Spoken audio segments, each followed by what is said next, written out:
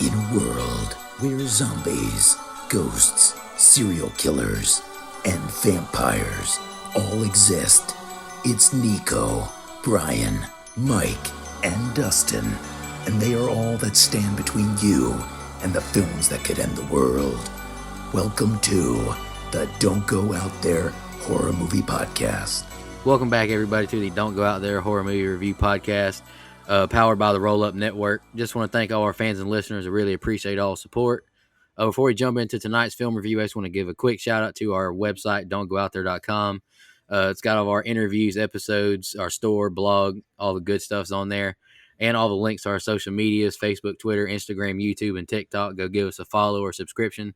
It helps us grow, and we really appreciate it.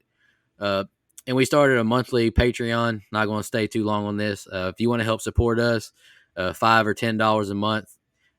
Not a lot of money, but it helps us a lot. And we're going to be giving out bonus perks and early episodes, stuff like that.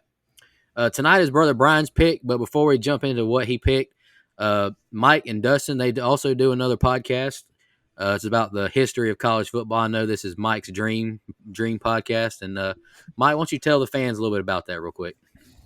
So I think what are we, 13 episodes in now, man? Something like that. Yeah, so it's been a few weeks. So a couple months ago, we started a podcast about the past and future of college football, and I thought the concept was a little more unique than just basically doing audio 30 for 30, which some episodes are audio 30 for 30, and some are just me and Dustin predicting what could happen in college football, which is sometimes a lot of fun, and sometimes it gets a little off the rails like this show does, so I'm sure you're very familiar with that. But, since we're here, we're going to go ahead and plug our live Facebook, YouTube, and Periscope show that'll be airing every Saturday during this college football season. All three platforms, same time, 9:15 a.m. every Saturday. This Saturday, this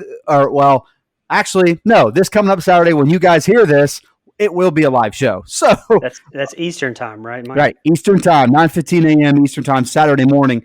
We go for about an hour, so you don't have to miss a ton of College Game Day. You can have us on, have College Game Day on at the same time. But the podcast version, which you can find on all the same platforms you find this show on, is about the past and future of college football. And I don't know how much crossover there is between horror movie fans and college football fans. But if you just like the witty banner that me and Dustin give you every week, then you should enjoy our show. Yeah, absolutely. And if you're a Florida State football fan, then you definitely are familiar with horror. And we kind of bring, the best part about it is we bring the camaraderie and the banter that we bring on this show. We take it into something else that we're passionate about, which is college football. So check us out. It's called The Lateral. It's available everywhere you get your podcast. And yeah, we appreciate the support. Hey, where do I send the bill for the plug here? The Lateral. Oh God! Hey, I'm glad you. I'm glad to say Nico Chin. I'm glad you said the name of the show because I just completely forgot to say the damn name of the show. It's called The Lateral, which was a play on words because you can forward lateral, backwards lateral, and it felt like the right name for the show. Like Nico mentioned, small dream of mine. Not the only dream, but something I was really passionate about, and I have been for a long time now. Like I am this show, which is, I never envisioned having a horror movie podcast, but I knew that it was one of my favorite things to do was sit down and watch horror movies and dissect them with friends, and that's what this podcast turned into. And so as me and Dustin are discovering, we like to do that same exact thing, but about college football's past and future events and current events as of now. So we really enjoy it, and we thank you for letting us plug for the last 5 minutes. I'm just trying to get all my shit in, pal. Let's go back to the horror movies. Your mic sounds amazing, Mike. I just want you to let you. I was just trying to give you guys some signs. Hey, man, I tell you what, this is going to be a good M Night. Oh God. Hey, if you're ready for puns, stick around, baby. I got some Mel Gibson puns for that ass. All right, let's do this show. Well, college football is significant, even if you're not a fan. If you're a fan of this show, it's significant because that's what brought us four together was college football, not horror movies. So thank God for Florida State. Otherwise, you wouldn't have Don't Go Out There. I was going to say, we got a little lucky, to be honest. We got a little bit lucky in the having this show because we all just happen to like the same football team. Well, basically, people fall into two categories. There's those that think that events happen and it's luck, and there's sorry, Brian. Why the hell did you pick this movie? Because it's amazing. Speaking of that, Brian, what movie did you pick? Let's jump into it. Let's get into it. So I went with M. Night Shyamalan's Signs from 2002. And, I actually remember seeing this movie in the theater. It affected me so much. It was so entrancing. And, we'll talk about it, but there's a scene where it shows the alien for the first time. And this is just so like it was burned into my memory how the crowd reacted so much that I went back with a buddy of mine just specifically because I wanted to see his reaction to that scene. I love this movie. I love the performances from all the actors. And I think this is definitely one of Mel Gibson's best performances, which may be a hot take because, that's saying a lot. He's made some amazing and some of my favorite movies, of all time. And, this is definitely my favorite M. Night Shyamalan movie. I think he wrote a tremendous script. And this one may not be for everyone, but it's definitely for me. All right. I'll go next. I think this is going to be another Cabin in the Woods kind of review. Wow. I don't hate this movie, but I think I fall into that category Brian mentioned last, that it really wasn't for me. I don't know what it was, honestly, because I haven't seen all of M. Night's movies, but I've seen a decent amount. This one I don't know, it had no effect on me, really. I honestly thought it was kind of boring and not much happened. And I feel like Dustin and Mike with Predator tonight, like the first 45 minutes just drug on and just did nothing, absolutely nothing for me. But great acting. I think M. Night did write a good script, but it just wasn't for me. Dustin, you want to go next? Yeah, sure. I'll go ahead and go next. So this one is, I could kind of see what you're talking about the first half of the movie lulling a little bit, but the difference in this and Predator is like Predator had a lot going on. It just had nothing to do with the storyline. This movie, anyway, we'll get to it in the scene by scene. I'll save that. I remember watching this movie came out my freshman year of high school. It came out in August 2002. It's when I started my freshman year at Loudon High School in East Tennessee. I remember watching this movie for the first time. We had one of those satellite boxes that got all the channels and pay-per-views for free. Hey. Oh, the black box. The statute of limitations is passed. I'm not incriminating anyone, but we had it. Right. And so, I watched it when it was technically on pay-per-view. And it was one of those movies, like, I enjoyed it so much, I watched it a lot. And, call it nostalgia, call it whatever, but I watched it again tonight for the first time in a couple of years. And I think it holds up tremendously well. And obviously there's some things that are dated, like VCRs and recording television over an old tape. Sure. But I think that this movie, the acting in this movie is phenomenal. The script in this movie is phenomenal. The score and lack thereof at times is phenomenal. So I think, respectfully, Nico, I think this is one of M. Night's better movies. I love Unbreakable and I love Split. We're not going to talk about Glass. The M. Night's a kind of a hit or miss kind of guy. But this movie hits for me. So I was very excited that Brian picked it because it's definitely on my list of ones that I wanted to pick. Yeah, I'm in agreement with Brian and Dustin. I could understand Nico's point of it not being for him. If you view this movie as straight as an alien invasion movie, it's probably not for you if you're a fan of that genre. Because I don't really think this is about the alien invasion. I'll wait until we get into the scene by scene. But so I'm a fan of M. Night Shyamalan. I really like this movie. I like Split. I like The Sixth Sense. I love Unbreakable. I think all those are really, really good. A lot of his early stuff is good. Some of the later stuff has been hit and miss, for sure. You guys touch on it. It has phenomenal acting to me. Whether you like Mel Gibson on a personal level or not, it's really has nothing to do with his acting ability as far as this movie goes. He's great. I think Joaquin Phoenix is awesome. I think Roy Culkin is fantastic as a little kid actor in this movie. He is freaking great as a child actor to me. Yep. Mm-hmm. And I was going to say Abigail Breslin, who's very young here.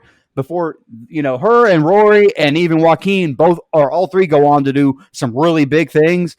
But in this movie, you could see the chops. Like you could just see where all their careers were headed. And I think the whole cast, which basically this is the whole cast, which I like about this movie. It's a very short cast. There's not a million characters. I like that about this movie as well. This is, to me, one of M. Night's better shot movies from a direction standpoint. I like some of the shots he uses. Now I'm going to go ahead and give you a warning. And pretty much every scene breakdown, there's a shot that lingers through a hole or through a door or through a plant, and it pulls away, and the score plays. Happens in every scene breakdown that we have coming up. I have it on alert in my notes, so I'm going to make sure I bring that up every time because it's the same shot from a different perspective, and I think it's really cool that he keeps the consistency. Yeah, so I'm about to ruin a little bit of Don't Go Out There history if we're calling this movie horror, which going into this show I would have said no, but since we've expanded our horizon so much and we're lumping it into a subgenre here, technically this would be the first or the second horror movie I ever saw. If we're not, because I always said it started with Halloween 07, and that's when my fandom started for sure. But I saw this movie way before I saw Halloween 07.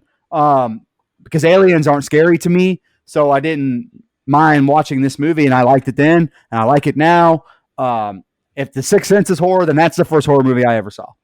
So there goes 2 M. Night movies right there. Again, looking forward to talking about it, man, because I do think, and I know the theories out there, so we can go ahead and address it off the top about these aliens actually being demons and this all being an allegory for a man that loses his faith. If we want to go throughout and do it, or if we just want to save it to the end, I think this movie is better with that theory than it is without that theory. Also, I find it worth noting that 5 of our last 10 movie reviews have been involving aliens. That's interesting. It is. Y'all trying to say something, man? It started with Cloverfield. That great movie. You are welcome. Oh, man. Glad we're getting away from it. Woohoo! Yeah, are y'all ready to jump into it? Wait till I pick Yeah, Mars let's Attacks. Let's go. You don't have to do that. It's a good movie. You're right. Dustin, We already had nothing to. is- We already had to change one of your picks. Don't go fucking around. No, come on. Mars Attacks is good. Come on. Dustin, that's not a horror movie. Franklin picking Mars Attacks. All right, anywho, let's jump into it. Men in Black soon come. Go ahead, Nico. 1 hour, 1 hour photos up next. We get away from these damn aliens. Come on. All right, film starts with opening credits and an upbeat, ominous score. Now we're at a farm with lots of corn. We see Graham wake up suddenly. He gets out of bed and picks up some stuff left on the ground. We hear a loud scream and he checks the kids' room. And Merrill, his brother, falls out of his bed. Merrill and Graham meet, then hear kids calling out for Dad. They run in the cornfields. They find his daughter, Bo. They hear Morgan now, and he tells Dad the dogs are barking and woke us up. I think God did it, he says, as he points at the signs in the cornfields. The dogs are barking frantically. Aerial shot of the signs left in the field now. Now we get like a screen that says Bucks County, Pennsylvania, 45 minutes out of Philadelphia. Graham is on the phone now, and he calls a neighbor to see if it was a prank by the kids. The dog peed on the floor, and he has the kids take it outside. He cleans up the pee, and the officer shows up finally at the house 2 hours later. She tells him of the holdup, some old woman spitting on skateboards. She asks what happened to the crops. Morgan is on the grill, and Bo says the water is contaminated. It tastes funny. She pours it into the dog bowl, and the dog snaps at her. The officer is amazed how the corn is bent and not broken. No one else around has had any problems in their crops. He asks the officer to please stop calling him father. She asks what's wrong. He can't hear his children. They find Morgan with the dog, and Houdini is dead. It fell on him trying to attack Bo. He says to his dad he isn't hurt. Graham carries Bo towards inside and asks Merrill to tie up Isabel, the other dog. Nighttime now, and Graham wakes up suddenly, and Bo is there staring. She says a monster is outside her door, and she asks for a glass of water. He checks on Morgan and takes Bo back to bed. He asks what she's thinking about. Why do you talk to Mommy when you're alone? They both say that she never answers. Graham looks out the window and sees something standing on his roof. He wakes Merrill up and says it's the neighbor kids again. Merrill is ready to kick some ass. He tells Graham they gotta act crazy and run around the house and scare them. They run out and scream and threaten the kids. We see a trash can fall to the ground, and the 2 men meet up after making a few laps. They now hear something crawling on the roof. They now hear a thud from the swing, and they see something running to the cornfield. The officer is back and asks Morgan if they have an old baby monitor. they can use it as a walkie-talkie. Graham asks Bo to turn the volume down on the cartoons and scolds her about all the glasses of water left around. Officer asks Merrill how he's doing and how's the work at the gas station. She tells him it was a nice thing to do to move in with his brother. Graham finds more glasses of water left around. Graham is back to the table describing what he saw. She doesn't know what to look for, a giant or a midget. They keep saying it was very dark. She brings up an out-of-town woman who freaked out over not having her cigarettes. She thinks we should keep all possibilities open. She tells Merrill she doesn't appreciate the sarcasm. She asks now if they have any enemies, maybe someone from the church who's upset he left. Merrill says he's fast, but this guy was fast and toying with him. Morgan says everything on the TV is the same. All right, Brian, that's the opening scenes I got. What you got for me? I love this intro. Right off the bat, it just kind of drops you in. After the credits, let me just touch on the credits. I love the score from James Newton Howard, not only in these titles, but like throughout the whole movie. That score and the titles had an Insidious feel almost to it, and which, hell, that's an old throwback, just in itself. But Howard has scored some absolute blockbusters, and this was actually his third teaming up with Shymalan after Sixth Sense and Unbreakable, and he would actually be nominated for an Oscar for his later work on The Village.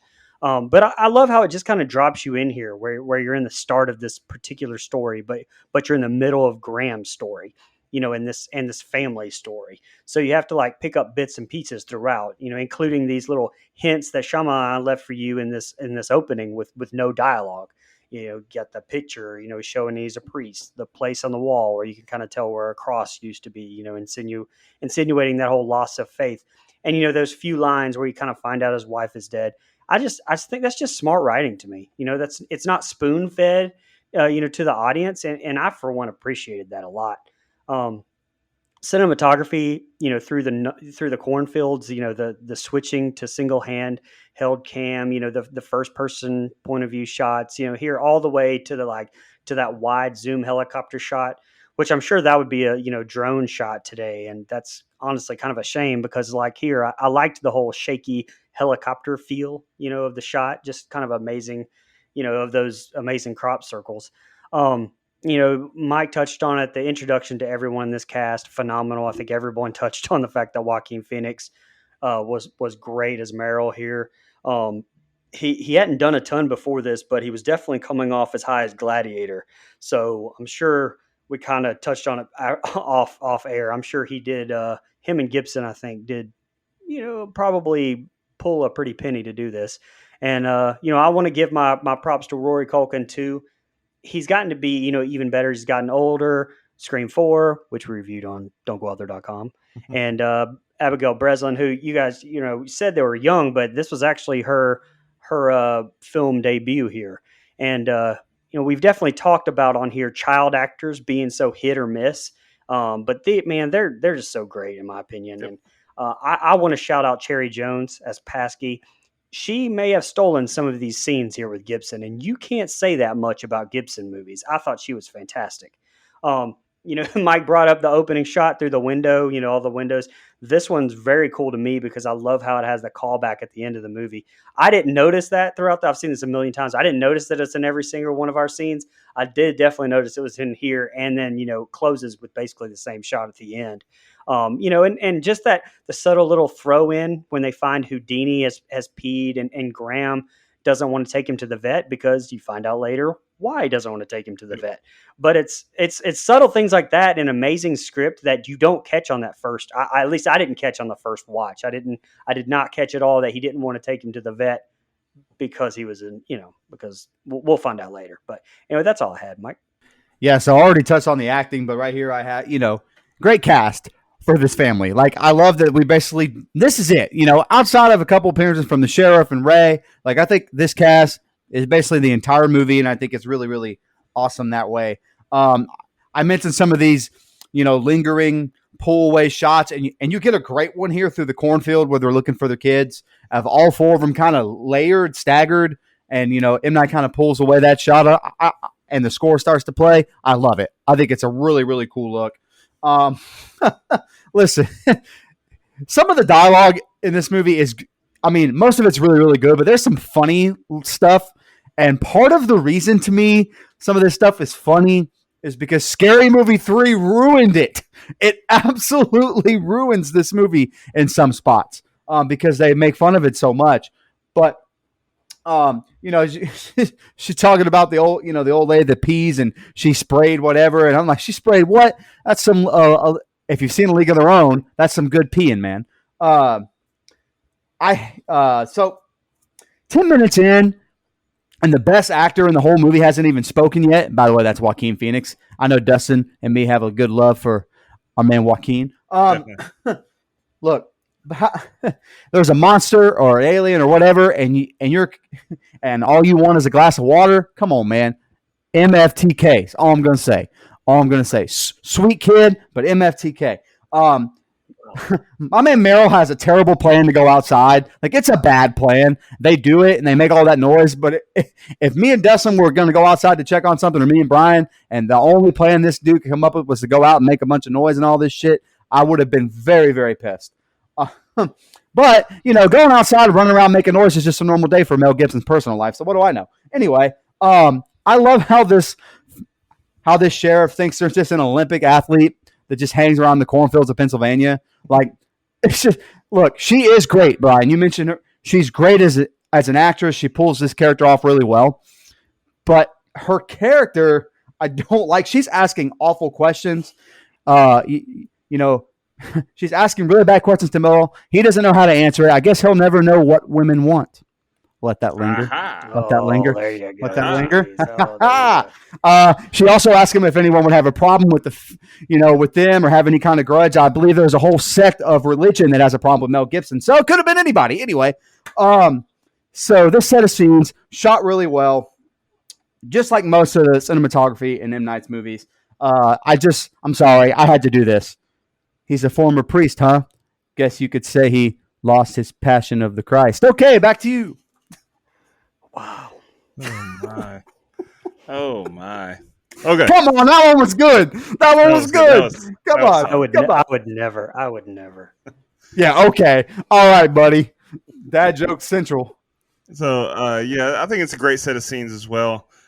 Great opening. We're just dropped into this family, like you said, Brian. And I really like that they really build the dynamic nicely. Like, you can tell throughout that it's just a single dad that's, he's got his brother there with him trying to raise these kids, and they don't come out and tell you what happened, but they give these little gems, these little hidden nuggets, like the thing with call the doctor. He doesn't treat animals. I mean, he'll know what to do. Like, there's a reason that he doesn't want to go to the vet. I think that's brilliant. The dialogue is hilarious to me in times, but it's also, when it's meant to be serious, it's really damn good dialogue. Like, everything, I think every word spoken in this movie feels believable and real and authentic to me. And I think that a lot of movies fail on that. Rob Zombie never fails on that, but M. Night definitely got it right. Like when God damn it. when they're running outside and Mel Gibson says, "I'm insane with anger." Meryl says, "We're going to whoop your ass, bitch." And then when Graham says, "It's time for an ass whooping," and then they meet back up and he goes, "I cursed." And Meryl says, "I heard." It's so funny to me. But, if they're chasing an alien around the house, Graham really could have, really would have benefited him to be carrying around a lethal weapon. But here we go. Very nice. Man, we've got some doozies with Mel. Yeah, thank you. We got some good stuff here. Yeah. So, but it's a great set of scenes. I like the dynamic. Like I said, when she's asking him questions. First of all, the movie, like I said, does date itself at times. Another way it dates itself is with the use of the M word. You can't really say midget anymore. That's offensive. Little people. But you really get a sense of how overwhelmed Graham is as a single dad with the water thing. Like, I think there's just little things like that when he's asking her about it. Like, what's wrong with this one? What's wrong with this one? And then he just gives up and puts all the glasses back down when he realizes how many there are. Like, it's just one of those, like, oh God, it's never ending moments. And he goes and sits back down at the table. I thought that was brilliant. Just a little subtle thing that they did.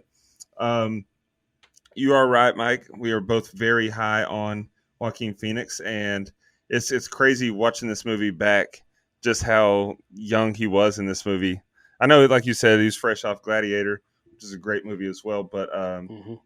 like just you go watch Joker right after this. It's just crazy to me. It's a completely different person almost. Yeah. Um, Yeah.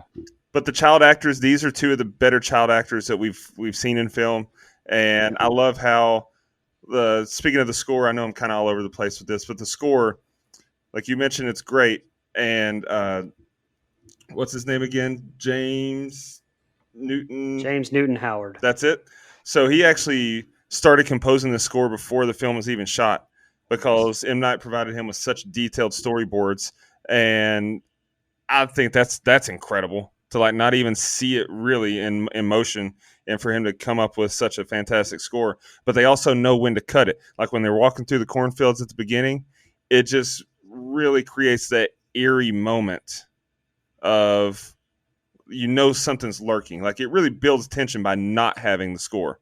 And when they run through the cornfields and get over to Morgan with Houdini, there's no music playing. Like it does a great job of making it feel very eerie. And so Yep. overall, I think it's a great opening set of scenes. There's not a whole lot action, like there's not a whole lot happening. It's more just building dynamic. But this is a prime example of how to properly do it. Sometimes you can make it where it's just like, I don't care about these people. I care about these people. So yeah, great set of scenes. I'm all in.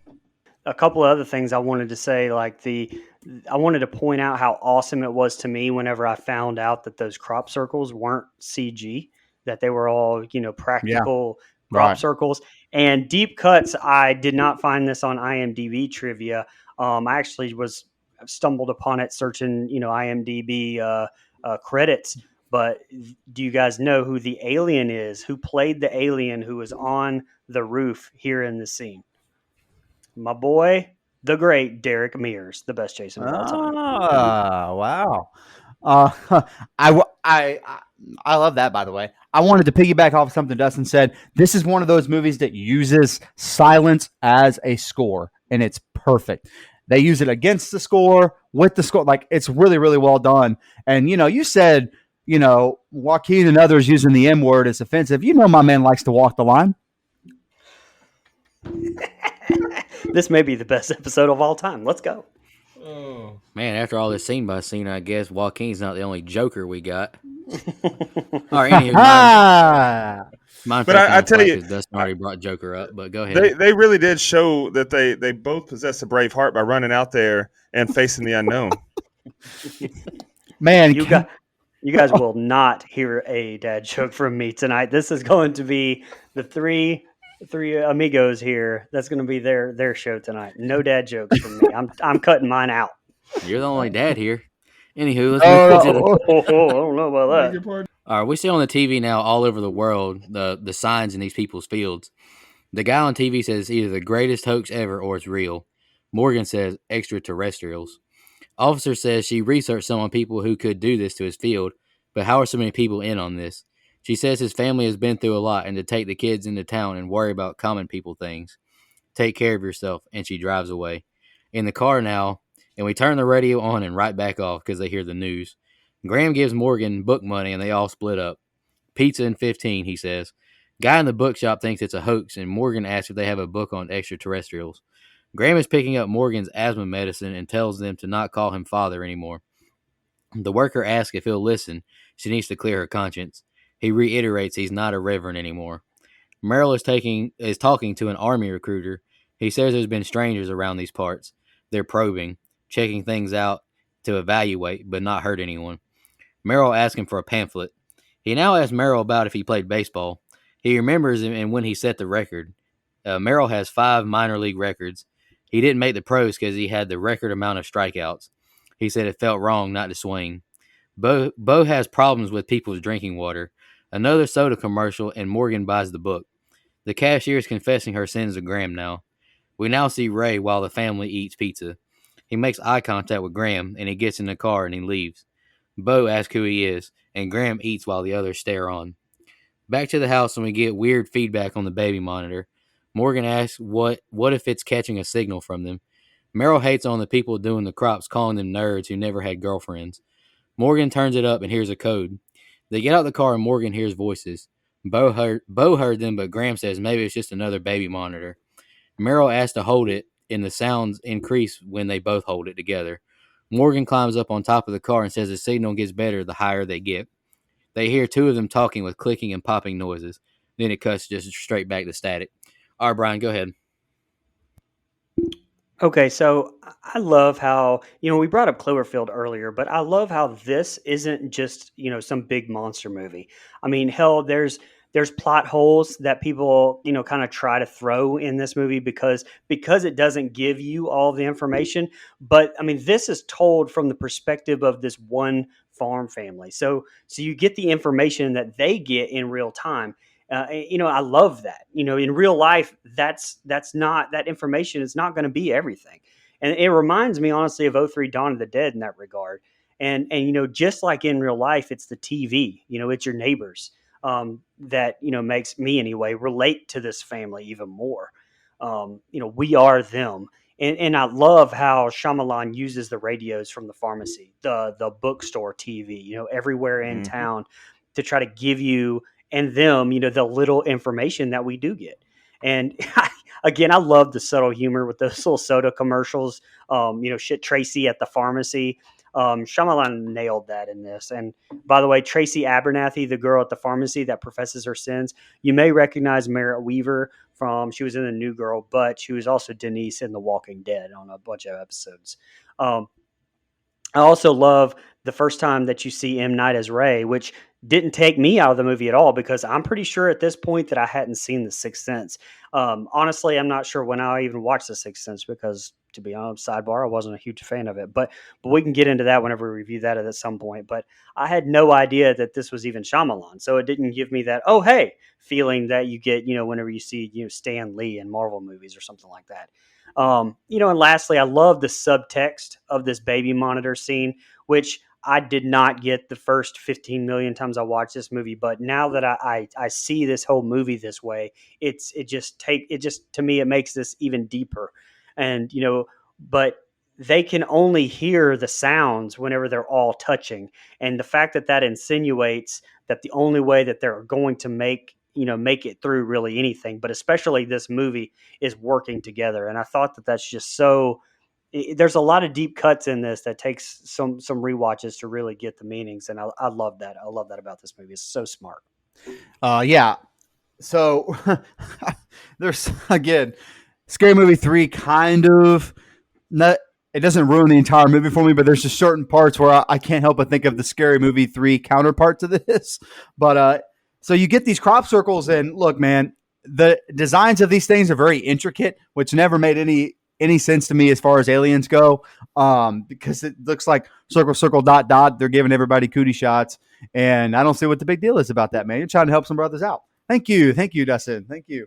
Look, I love the Abernathy girl behind the counter. I love that scene. The acting there is, I think it's really, really good. And she looks like someone who actually needs some help. And you get to see a human side of Graham that we haven't quite seen up to this point. Yeah, he's a single father and he's struggling, but he really he takes the time to sit and listen to her, even though he doesn't want to. That's not his role anymore. He's lost that faith. And I think him kind of doing that is a sign of good faith, at least in this instance. Man, when Meryl walks into this sheriff's office, I would have beat the shit out of this guy that was stuck in the 80s talking about his minor league batting career, man.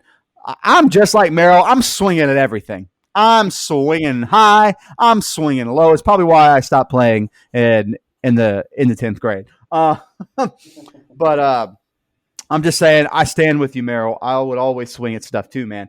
But I love how they go over what's a curse word. Is douchebag a curse? And I'm like, douchebag is not a curse. And by the way, I hate that curse words even fucking exist. Words should not be fucking curse words. Words are just fucking words. God dang it, motherfucker. Anyway, but here you go. You get M. Night Shyamalan. Look, he's actually really good as this Ray character. I think he's much, much better than Quentin Tarantino is as an actor, director. Not that he's the best actor, director I've ever seen, but he plays this part well. And I love that they don't tell you who that is yet. I love that they kind of keep that from us for at least for this set of scenes. I think that's really a really well done cliffhanger, because you kind of wondering, well, who is this guy? Why does he matter? And I like that a lot. here goes another scene where they're sitting at the pizza parlor or the pizza restaurant. And here goes another shot where all four of them are frozen in a pose, looking out at something, and M. Night pulls away with the score playing. Same shot. That's the first time you see that in this set of scenes. Then you get in the car, you've got all the baby monitor stuff, and that's not static. They keep calling it static. That sounds like my stomach after tacos. That is not static, man. That sounds like Starvin' Marvin on South Park. So, look, 33 minutes in, we're on a really good pace to me. And I know a lot of people say it's slow. Nico thinks it's slow, and I get it. But at that point, right here in my notes, we're 33 point whatever minutes in, and I think the pace is fine. It's building to something. The suspense is there. I want to know more.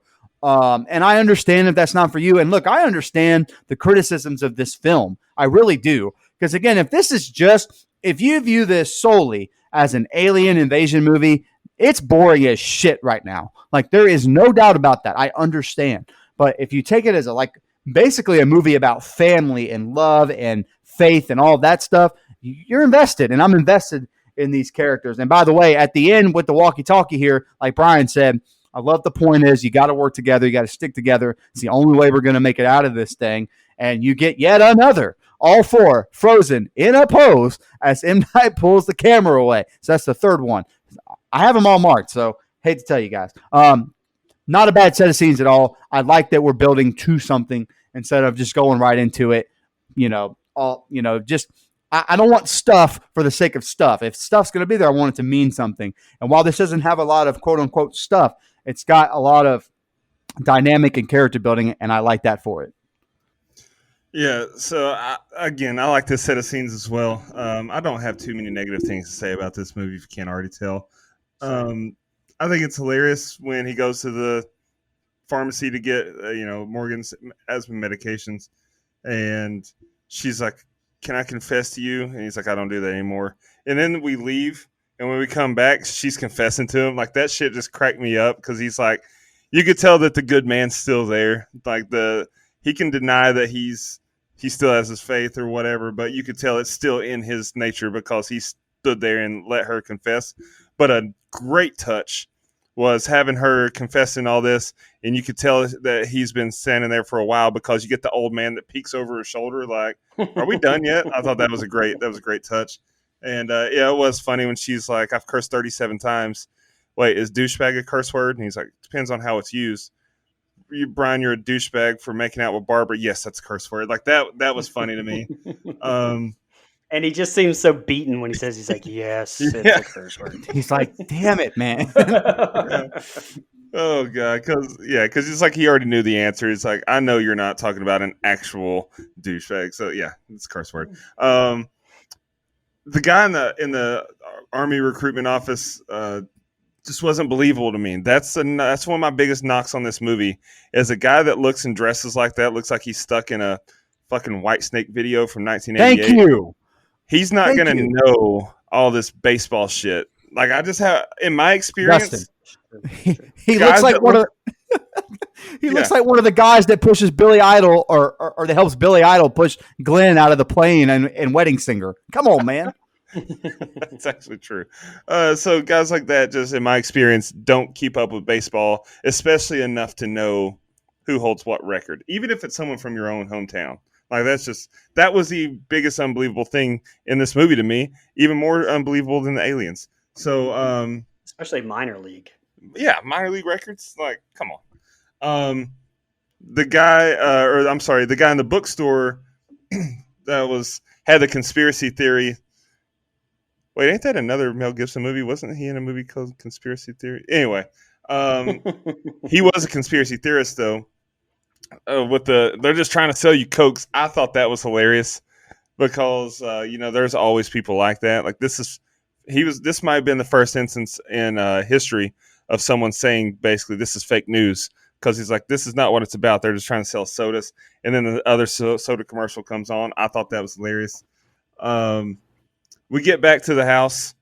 Oh, and also when they're sitting there at the diner and they're having their pizza or whatever it was, I thought it was funny when Graham just opens up with, I don't want any of you hanging out with Tracy Abernathy alone. Yes, That yeah, shit was funny yes, because he had just heard her air out all her shit, and yes. he's like, don't hang out around her alone. So that was funny.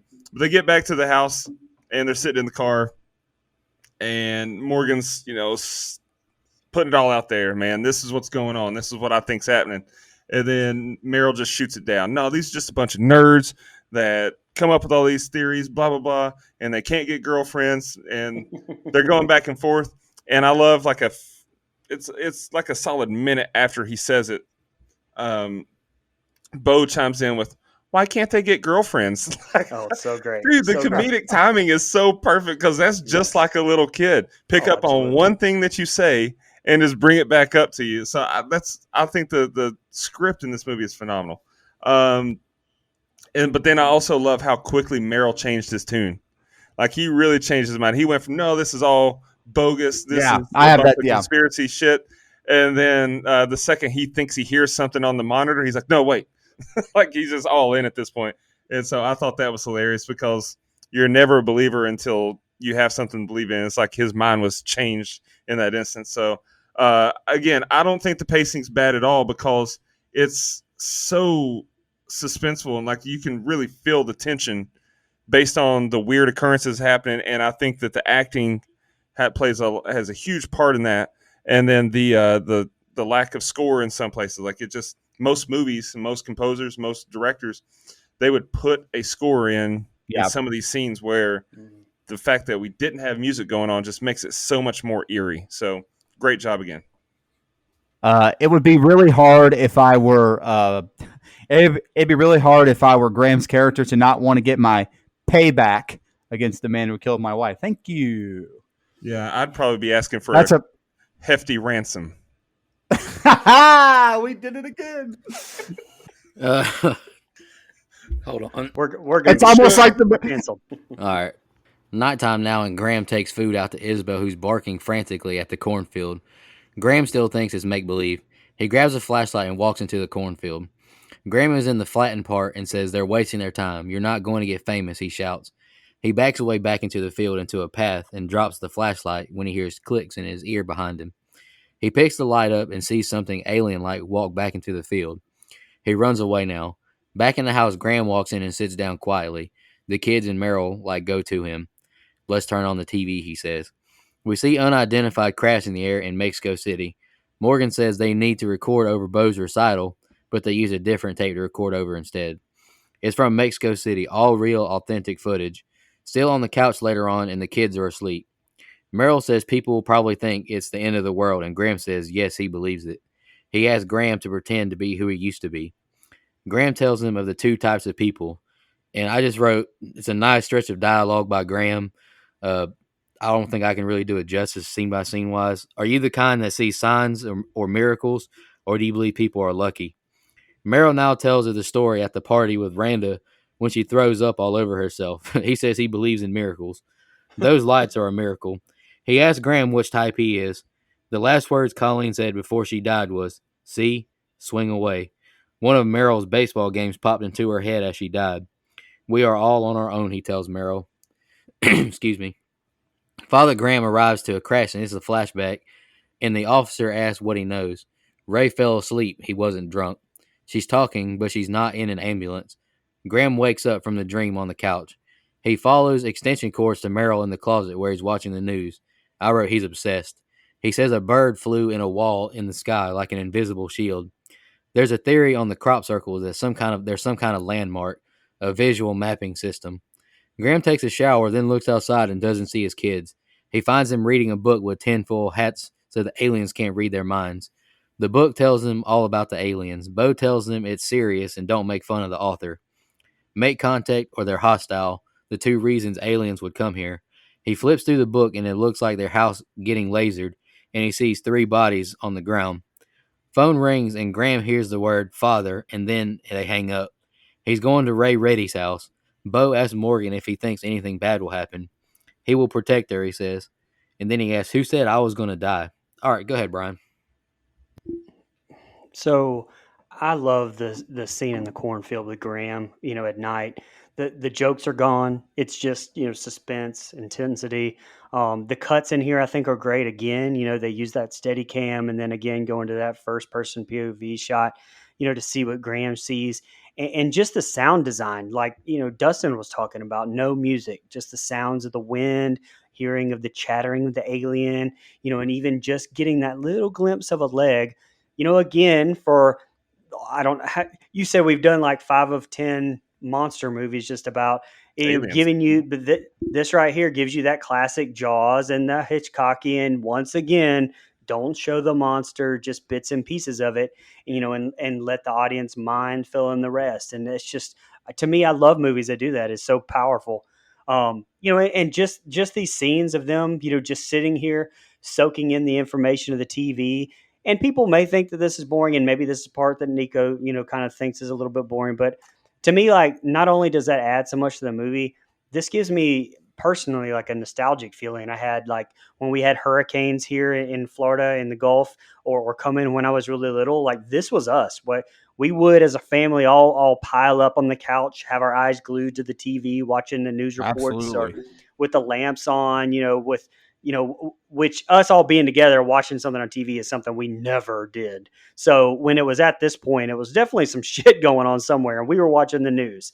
Also, again, here, Culkin, phenomenal job, I think, with this, and the using Uncle Meryl's tape and it being the swimsuit special. Oh, that cracked me up. It had it's so subtly, like, so subtle with this humor that he injects in here, and just it releases that tension that you're feeling.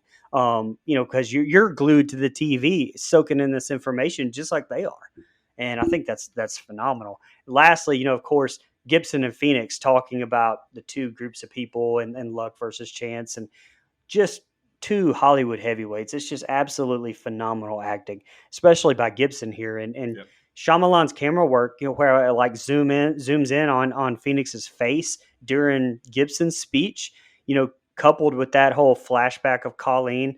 To me, this is one of the most powerful groups of scenes in this entire movie, just because of all of that I mentioned. Go ahead, Mike. Absolutely, man.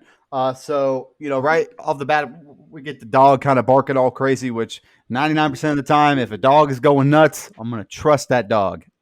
I'm turning the other way. But I do love, you mentioned it. I love the shots from when Graham enters this, field of corn. Like, I think it is so damn well made. The way the lighting is used, the way the flashlight is used against the edge of darkness. Did it again. But there's a little bit of cliche with him dropping the flashlight and it quote unquote breaking, and him kind of tapping it to turn it back on. That's a little cliche, but it's not too on the nose, so I'm willing to forgive it. He hears stuff, sees stuff, and he goes on a chicken run back to his house. Thank you. Sorry, I could do this all day. Yeah, so this man was crazy, though, because there's no way, if I'm starting to hear this stuff, I'm turning off the TV for my whole family. No way, man. This is 9/11/Columbine type stuff, man. We're glued to this thing. I think it's cute that that Bo wants to keep her ballet recital on this tape. She doesn't quite grasp the weight of the situation. And so as a dad, you just kind of have to go, fine, you can keep your ballet recital, go get a different tape. I love that it was a swimsuit edition as well. I also like, and this is a set of scenes where they kind of start to hammer it a little bit. The glasses of water are still there. I think that this is the kind of the first glimpse of that you get to see. It's subtle. It's not in your face. Again, if you like this ending, this works. If you don't like the ending of this movie, you're probably pissed. So I like that they're there, but they're not there. They're not so prevalent that it's in your face. I love this dialogue scene. This is masterclass acting between Mel Gibson and Joaquin Phoenix, and really well shot by M. Night Shyamalan to have, while the other person's talking, to keep it on the other person's face. Does that a couple times, which I'm glad, because all honesty, when Mel Gibson talks too close to the camera, I can't help but think of his portrayal on South Park, and it takes some of the seriousness out of it for me. And so I have a hard time taking it seriously. But this scene I really think is fantastic. I mean, even, once Merrill starts to tell his story, I think is a little cheesy. I think it works really well against, kind of, it just works. And then, so you're in front of the TV now, and I mean, Merrill sounded a little Alex Jonesy, not going to lie. A little bit, he's a little bit involved, but that's okay. I think we all would be at this point. Again, this is one of those times where I would just move. Like, I would have moved the first time I heard any kind of shenanigans in the cornfield. Nope, we're out of here. We're not staying on this farm. We're getting the hell out of town, because the house looks very Amityville-like anyway with those stairs, so I would have been moved out of that house. Again, you get another lingering shot of all four posing, this time through the crack in the door, as he pulls away. Again, it's awesome, but he does it like 4 or 5 times in this movie. But one more thing. I love the brother-sister dynamic between Morgan and Bo. I think both kids do a phenomenal job, which we already talked about. But the way their characters are written, to not, normally in these movies, in any movie, brother and sisters feud.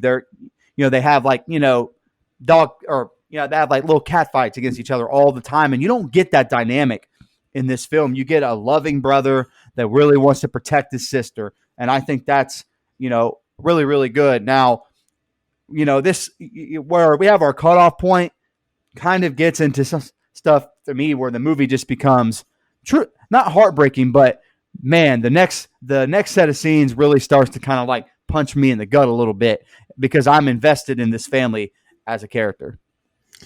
Yeah. So, Graham, when we get in the cornfield and Graham's walking through and we hear the shit going on behind the click and the noises, that was really a big oh shit moment for me.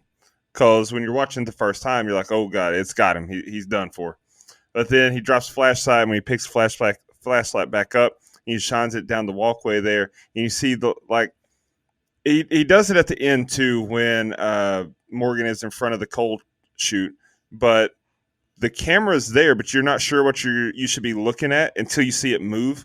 And I think that's really well done as well, because the light was shining down the walkway there, but then you see the leg go into the corn, and it's just like it really builds the suspense even more. It's a big oh shit moment. I love when they're in the living room and Morgan's sitting there trying to convince Bo, let me tape over this. And he's like, science is changing before our very eyes. He gives her this very impassioned speech, and she's like, not my ballet recital. He's like, Dad. He's like, he just gives up to pick another tape. That was phenomenal family dynamic there. Yes. And then I loved it when he sits on the couch, you hear the newscaster repeat the exact same phrase, and Morgan goes, told you. Like, that was fucking awesome too. The dialogue on the couch between Merrill and Graham, man, that was powerful. And a lot of it had to do with how it was shot. Like, it's dark.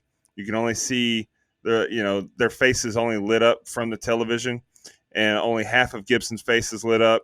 And Merrill is all the way into what he's saying. He's hearing him. It's just some powerful stuff there. And then, Merrill tells him about him missing out on the girl because she threw up on herself.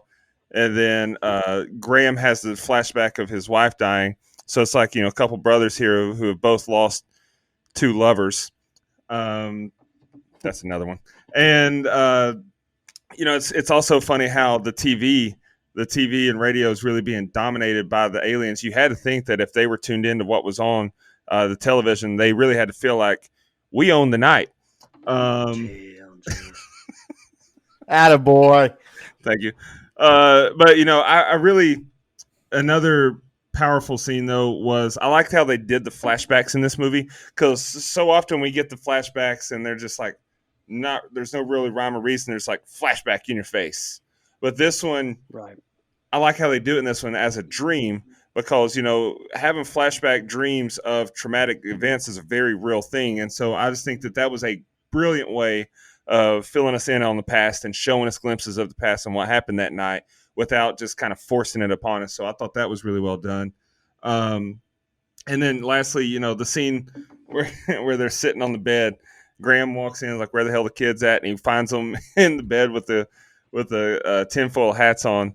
The look on his face had to be similar to the look on my face when I look at the camera tonight, look at my screen, and Brian is sitting here wearing one of those hats. I really hate that you took it off, but that was hilarious to me. I won't forget. Like, that was a iconic thing. Like, used to want to make one. Mom wouldn't let me waste that much aluminum foil. There it is. Brian's got it back on. I know you can't see it at home, but it's great. But it's also just a great bit of acting between all three involved when he's sitting on the bed.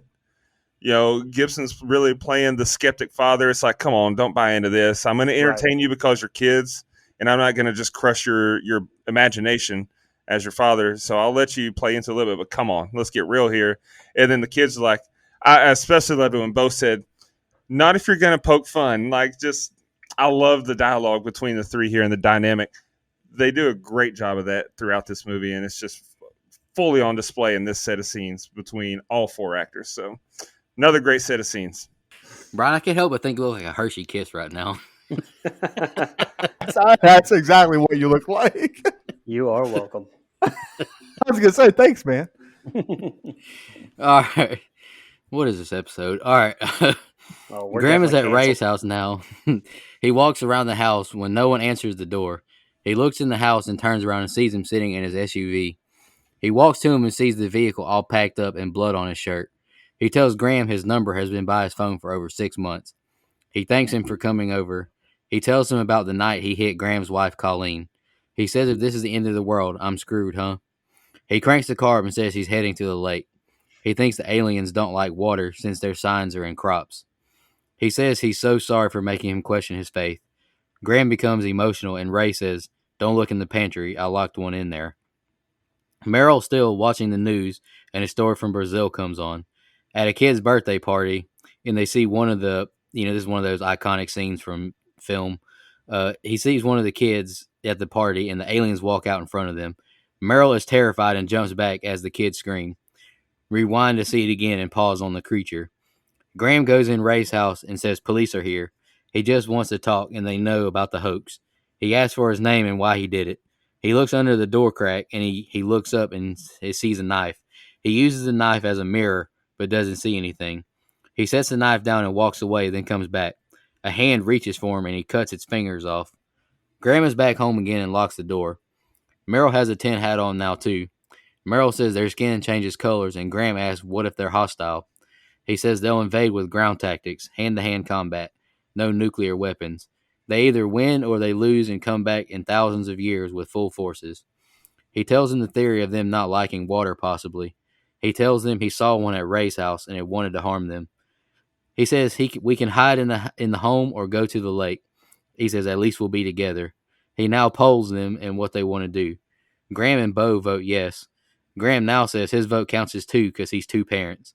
Morgan says they'll be safe here. It's where we lived with Mom. Bo changes her vote, so Graham loses 3-2. Graham says they're going to board up every window because they struggle with pantry doors. Merrill is outside and he stares at the cornfield. He throws a rock into the field and he walks back inside the house.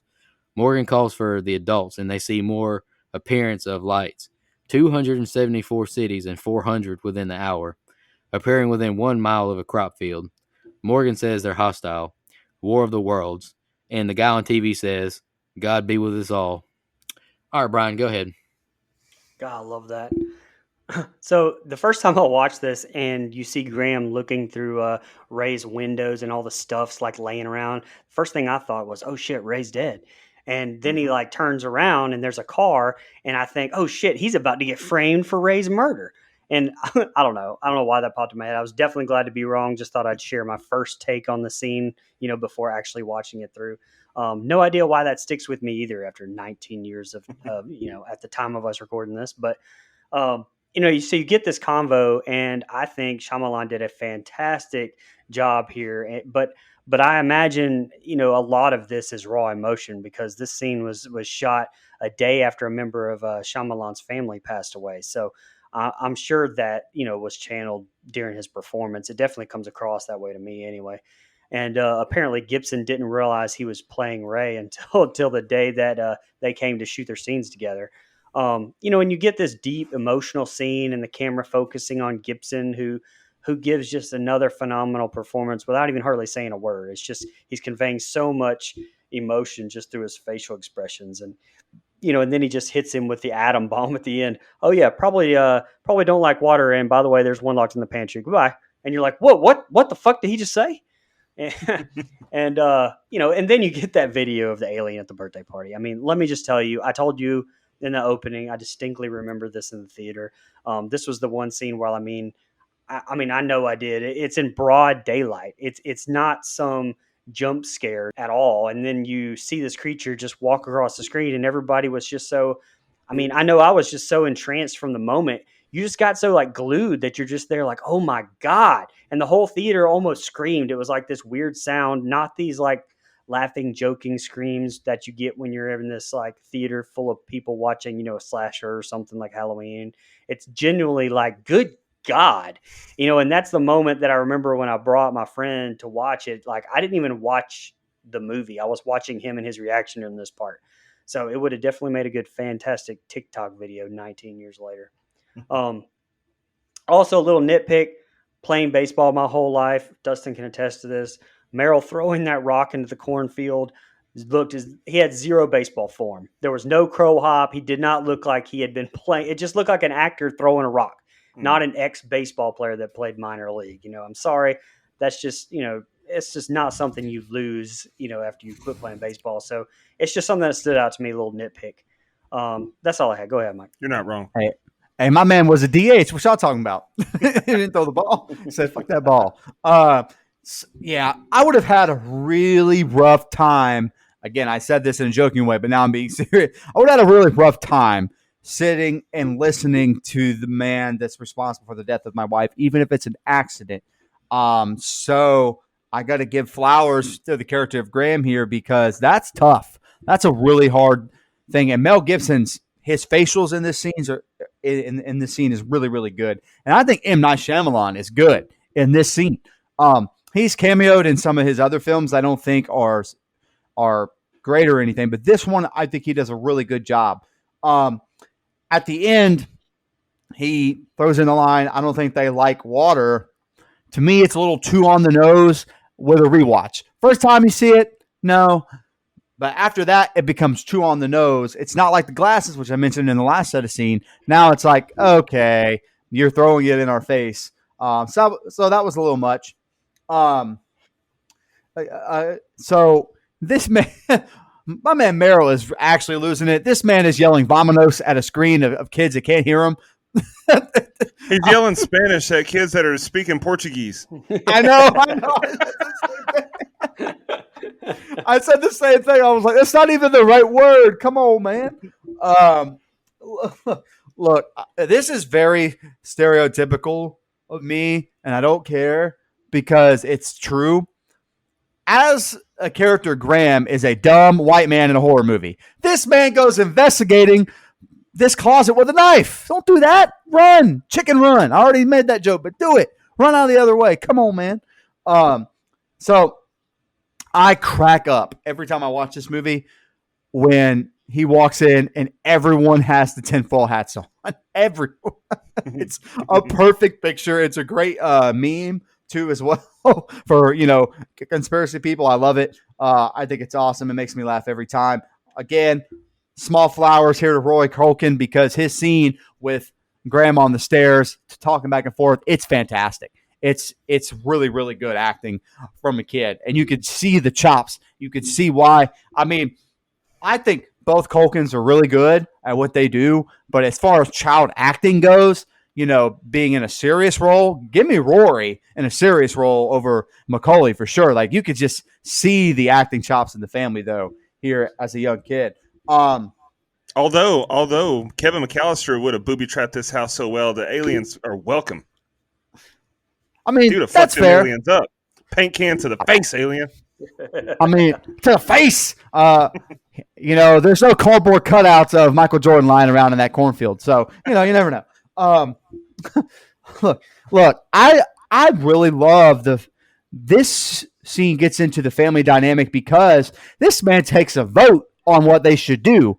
in most situations, the dad's like, get your shit, we're getting out of here, if that's what he wants to do. But he takes a vote, gets overruled in a way, and is kind of forced to stay there. And I think we're really starting to see some of the crumbling within the character of Graham. He's this is you could tell he's kind of a character that hasn't worked through his grief very well, and the kids kind of pick up on that. It's why there's not a good dynamic between him and Morgan, and it kind of starts to show right here. Joaquin Phoenix walking around smoking a cigarette kind of caught me off guard but then I remembered what year this was, and from like 97 to 02, every TV show and movie had somebody smoking a cig in it. So I guess that's just what it is.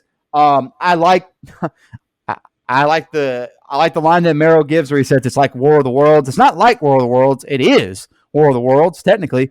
My favorite line in this whole movie, I think, outside of some of the funny dialogue, is the God be with us line, or the God be with us all line, because it really ties into the themes of this film, or the layered themes of the film, and I think that was delivered well. And Graham hears that. His faith has already been tested. He's no longer a man of faith, and to have that line kind of thrown in there at this point, I think is really good writing. One more thing, this is just where the movie starts to take a turn and intensify a little bit. We're getting more away from the family dynamic. It's already been built. Now we're kind of getting into the suspense and thriller aspect of it, and I think it's really good. Yeah. Well, hey, before you go, Dustin, like Mike, you brought up the family dynamic, and too, I wanted to point out, just like what we talked about earlier, when Graham's giving them the option to go into the lake or staying at home. He says the line, again, and you might think it's too on the nose, but he does say, whatever we do, at least we'll be together. So that even more foreshadows the fact that, once again, to beat these things, they'll have to work together. So, you brought up the family dynamic. It reminded me about that part for sure. Yeah, I'd like to see these aliens try to fuck with Vin Diesel's family. You don't mess with family. Family? Did you say family? Anyway, I hate how quickly Ray figured out or jumped to the conclusion about the water thing. Like that's another another negative I have on this movie is, there's some great acting in this scene. It's tense as hell when he's looking through the window and you see the house is, looks like a tornado's ran through it. And then the camera pans to his side. Like anytime a movie does that, where the camera pans to the side of a character to show you what their surroundings are, you just get that feeling like something's going to jump out and get them. And it didn't happen. There was no jump scare here, but it really intensified things. And then the camera keeps panning around his surroundings, and you see the car, and he's just kind of frozen in the driver's seat. And when Graham walks over to him, they have a hell of a talk. I mean, a hell of a talk, because Ray's saying, "I can't imagine that guys who kill reverends' wives are exactly ushered into heaven. That's tough." And because he's been living with this guilt since it happened. And then just seeing the nonverbal acting by Mel Gibson in this scene, him fighting the tears and just having to sit there and let this guy tell him he's sorry when he really does not want to hear that. Like, that is a powerful scene by Mel Gibson. But again, it's all kind of spoiled for me when he's like, "I'm gonna go to the lake. These things don't seem to like water." Like, where's the logic? Like, I get it. None of the crop circles have been around water, but that's just a hell of a conclusion to jump to. The logic wasn't strong enough to justify that to me. Yeah, I mean, all he had to do is fix that. To fix that is say he heard on the news that this was the case, or just something. Just the fact that he came up with it, I completely agree with you. Yeah, he read in a book that aliens don't like water, which has always been a funny thing for me because it's not the first movie to do that, where aliens hate water, yet aliens always want to invade a planet that's mostly water. Like, okay, come on, guys.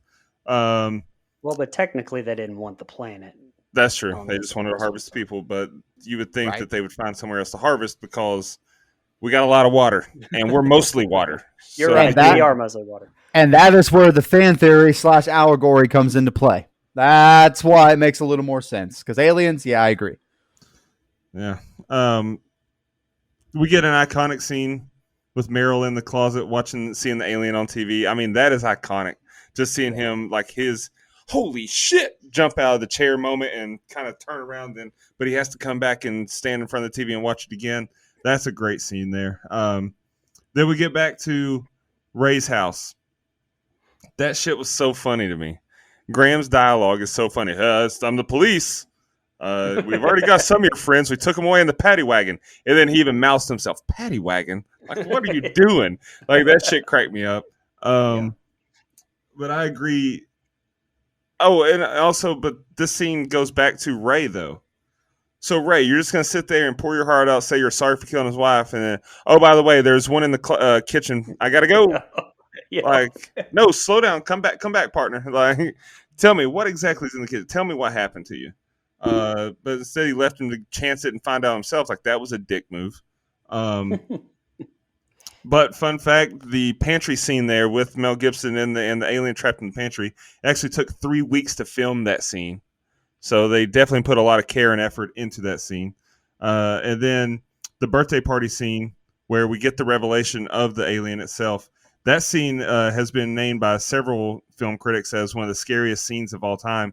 And like you said, Brian, it's not one of those like you're screaming because there's gore. You're screaming because there's murders. Because in fact, we don't really get a true death in this movie Right. other than his wife. And so there's no deaths at the hand of the villain, quote unquote villain. And so this is just pure fear. This is just pure suspense. And holy shit, I'm afraid of the unknown. And so, yeah, great bits there. And then it is funny, like you said, Mike, when he shows up back home and, he sees his brother Bear has the tinfoil hat on. Go ahead. Hey, I'm just saying, I just love the role that Morgan takes on. He decides, I'm going to be my sister's keeper. That's an Abigail Breslin film, by the way. There's the reference. Oh, now we're going to other ones? No, this is ridiculous. We're almost out of Mel Gibson and Joaquin Phoenix, guys. I had to go Abigail Breslin, man. I'm just saying. It's not fans like were happy about that. It's by the not. way. It's not like in this movie she's Little Miss Sunshine or anything. That's Lord true. mercy. But, seeing the alien on TV was definitely something to scream for. It's true. Oh. Jeez. Scream 4. Scream 4. Oh, Scream 4. Nice. I like it. Hey, listen, on a serious note, you were bringing up the cinematography in this scene. I got to bring up the fact that this whole pantry scene is shown to you through the reflection of the knife. I thought that was fucking absolutely amazing. Fantastic. Absolutely tremendous. Absolutely. Graham says he's going to get back to the windows. Merrill asks if the kids are okay, and he tells them he won't let anything happen to them. Morgan says he wishes he was their dad, and then Merrill scolds him, saying not to say that again. It's super windy outside with all the wind chimes chiming. Graham says they'll all sleep in the family room. Everyone starts naming off what they want for dinner. All want different foods. French toast and mashed potatoes. WTF. Kitchen is a hot mess from all the cooking. At the table, and Morgan wants to say a prayer, and Graham doesn't want to. He tells his dad, I hate you, and he let mom die. Graham says he's not wasting another minute on prayer, and he starts yelling at them to eat.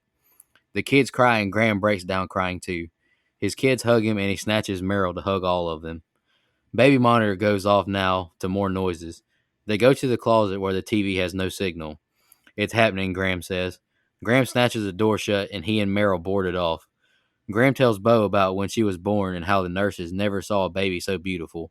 She smiled at him, and babies aren't supposed to be able to smile when they're that young. Morgan says they forgot Isabel.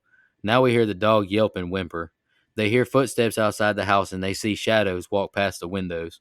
They hear loud thuds as they try and get into the house. He now tells Morgan of when he was born. His mama dreamed about him her whole life. The aliens are in the house. He cries as he listens to his dad's story. Merrill walks up the stairs and we hear footsteps. They go into the basement now as they see alien fingers under the door. Morgan says they forgot the foil hats. Graham hears an alien on the other side of the door in the basement. He yells for Merrill, then the lights go out as the bulb shatters. Morgan finds a flashlight as they block off the door. They hear loud knocks from the door. They're just making noises, not trying to actually open the door. Morgan says they're smart and good problem fixers. Graham says there's a coal chute down here and he tries to find it. They feel air and we see Morgan grabbed by an alien hand behind him. Graham and Merrill run to rescue him, and then Merrill blocks off the vent with big bags of like crop seeds. And the next two scenes are ending. Go ahead, Brian. So Morgan telling Merrill, that he wishes he was his dad. that really shows something that they really haven't hit on a lot here. At least I didn't feel like that they had up until this point, which is that really, fractured relationship between Graham and Morgan. It kind of showing here at this point that they may be together physically, but like as a family, the whole thing they haven't all fully healed from losing Colleen. And, again, it's fractured. And this is just such a heartfelt story. This story told to this family, like with the backdrop of an alien invasion. I think there's so many layers to this where I think the alien is the least of the point of this movie.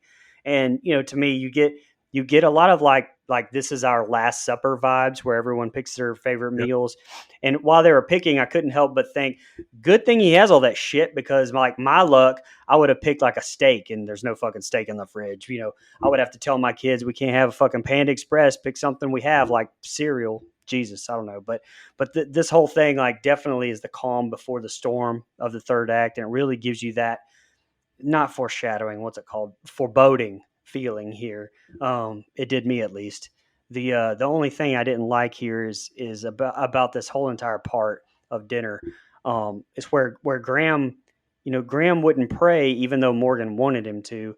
I thought it was great acting by Gibson here, losing his shit. But to me, like, even with him telling his dad he hated him, to me it just kind of seemed a little bit out of place. Like, I think you could have gotten to the hug and the losing your shit, showing how scared you are from the actors without the I'm not wasting time on prayer and I hate you exchange. But I mean, to me, it was just a little much. But that's just me.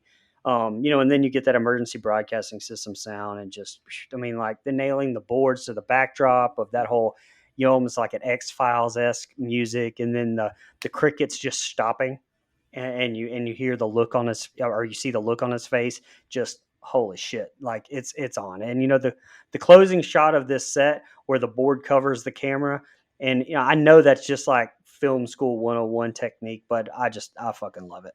Go ahead. Yeah, man, this is some powerful gut punch stuff right here that we get. I feel for Graham. Right now, he's trying to protect his kids, but obviously there's some fractured relationship, like you mentioned, between him and Morgan. And, having or telling, his uncle that he wishes he was his dad, that's tough to hear when you're invested in this character that Mel Gibson has portrayed. I love this food scene. I think it's really cool. Everyone gets to kind of pick their last dinner or last supper. Again, Last Supper, this whole thing you mentioned kind of goes into more of the allegory for everything that comes in the fan theory that a lot of people have come up with. That, by the way, M. Night Shyamalan has not denied that's what this movie is either. So it kind of helps it out a little bit. But I love the food scene. I love that everybody gets to eat what they want. There was a couple nights in my house growing up, I wish it was like that. Thankful for the meals, mom and dad, but I'm just saying, I would have definitely taken, I definitely would have taken Morgan's meal a couple times. Anyway, very powerful scene here where I'm invested in all four of these characters. And what I think, Brian, you touched on, maybe the hating him and him not wanting to pray, that was a little much. But to me, what makes the scene is the reactions from Bo and Meryl, like their reaction to what's taking place. Yeah. The looks on their faces is really, really good. And you see both sides of Morgan and Graham's situation. You can understand Graham's loss of faith given what accident has taken place, but you can also see Morgan, who grew up with this power of prayer. That's how he was raised until what I would assume is pretty recently. And that's what he knows. And he thinks, this could be his last night on earth, and he wants to pray. And I feel like I see both sides of that argument. I love that they come to, 1 minute, I hate you, and the next minute they're hugging it out. It's an understanding that we're all kind of scared and dealing with this thing together. Really, really powerful stuff. And I love the board closing on the camera too. That is a really cool shot. It's very basic, but I think it works. I love the scene with Bo and Graham where he's telling her about the first time he ever saw her. I love that. It's touching. It's really, really cute. You get kind of a more humanistic side now. You get to see both kind of smile, and we haven't seen a whole lot of smiling in this movie, and it was nice to kind of see that. And again, you get the same conversation with him and Morgan. I think that's really cool too. I found myself kind of pulling for them to work their relationship out.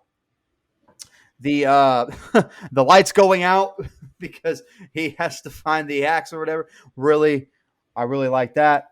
Look, man, I love the way all this stuff down here is shot. You get the walking with the flashlights and everything else, and I'm not ahead of myself, am I?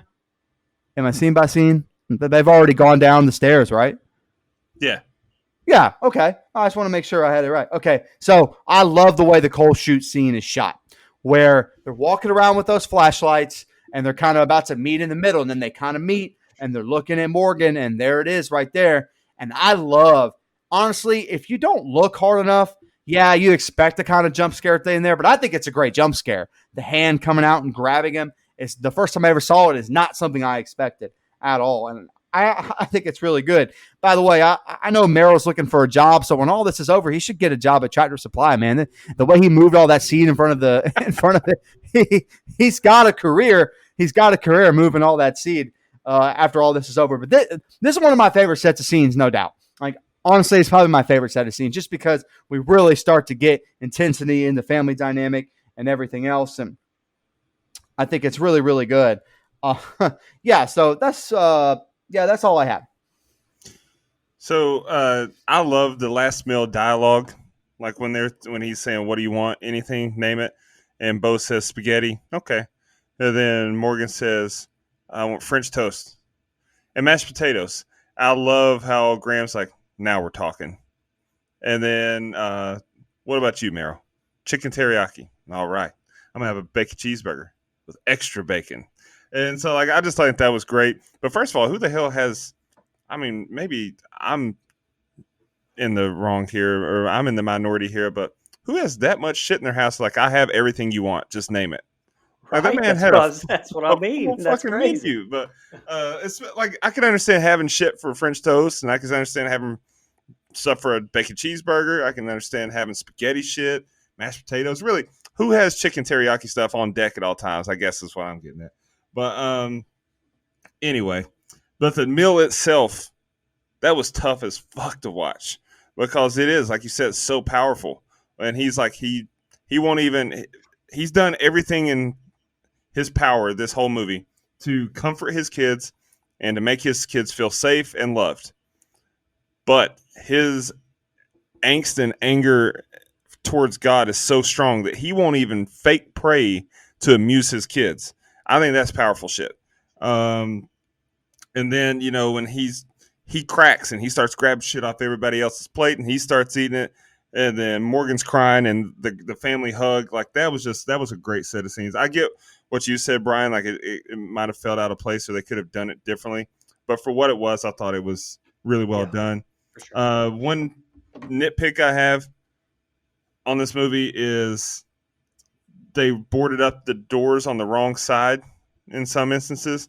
Like the door closed towards them, Well, and he was boarding across that side of the door with one board. So in Yeah, other like I words, said. all the guy would have to do, on the other side, the alien, whoever, open the door, pull it towards them, duck underneath one board that they put up, and hey, we're in the same room. So that was a big pet peeve. Didn't even notice that. Fun fact, when he's telling Bo the story about when they were born, and this is how I saw you for the first time. That's actually the stories of M. Night Shyamalan's children's births. So I thought that was a nice touch that they added in there. Real bonehead move by Merrill. Oh, I got it. And he grabs the axe off the top and shatters the light bulb. Like, what an idiot. That was just a huge, like, Homer Simpson dope moment. But, when they find the flashlight and they're shining around and you get over to Morgan, like I said, this is just like the leg going through the corn stalks when he's in the cornfield.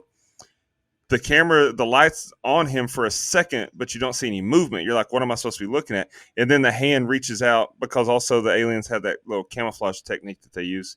But the hand reaches out and grabs him. It's like, oh shit, I see the hand move now. Like, that's a great jump scare. And then Mike's right. My man threw up those bags like it was nothing to block up the coal chute. And I laughed my ass off, though, when he's got all the bags are stacked. and he sees the can on the floor beside him. He's like, I'm not taking any chances. Everything I can stack in front of this, I'm going to stack. So he stacks the can on top of the bags. Like, that was funny. But overall, man, it's just a love fest for me in this movie. Another great set of scenes. And going back to the sound, like you hear Isabel dying, your mind creates more, horror than they could ever really show you with her dying. So I thought that was a brilliant choice. And, definitely I had a lot of Birds vibes that, from while they were down here, which to me, I never caught before this viewing because I'd never even seen the Birds until Dustin picked it. So thank you, you're sir. welcome. Nico loved that movie. But I did read that M. Night Shyamalan actually had the cast watch the Birds several times during production because he wanted that kind of vibe. That was one of his inspirations for the movie. So yeah, definitely a good pickup there. Yeah, I just can't pay me a lot of money to do that. I mean, go ahead, Mike. They got paid pretty handsomely. Wait till you hear the budget. I can't. Hey, I just can't believe that Bo was such a scream queen. All right, back to you, Nico. Yeah, and I can't believe. I mean, listen, if someone sent me anything in the world to eat, I definitely maybe would have picked biscuits and gravy. Wait, is Biscuits and Gravy a movie someone was in? No, definitely maybe is. Definitely maybe is. Oh, okay. I was about to say if they've been in a movie called Biscuits and Dustin. Gravy. All right, here's the ending. I can't take all these movie references. Oh, we've already lost all our audience. All right. Graham realizes they don't have Morgan's asthma medicine, so he tries to help him control his breathing. Graham says, "Don't do this to me again. Not again. I hate you. I hate you," he says. He tells Morgan, don't be afraid and to believe. It's about to pass. Meryl says we should have saved the flashlights. Back to the night of Colleen's crash. Colleen was pinned between the truck and the tree. She won't be saved. The truck is holding her together. Officer asks Graham if he understands what she's telling him. This is the last time I'll see my wife, he asks. Graham wakes up and we hear the radio, and Meryl found some light bulbs. Meryl tells Graham they're lucky as hell they're leaving. They've been asleep for 12 hours or so.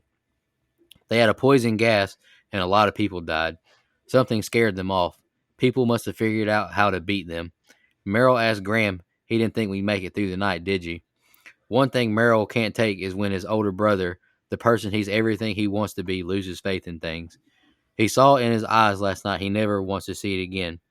Graham just says, okay. Morgan needs his medicine. Meryl says Philadelphia is clear, but who knows? They take the baby monitor and don't hear anything but static. They head upstairs with Morgan in Graham's arms to get his medicine. He lays him on the couch and now says they're dancing on the TV. Graham says he'll bring the TV in the living room.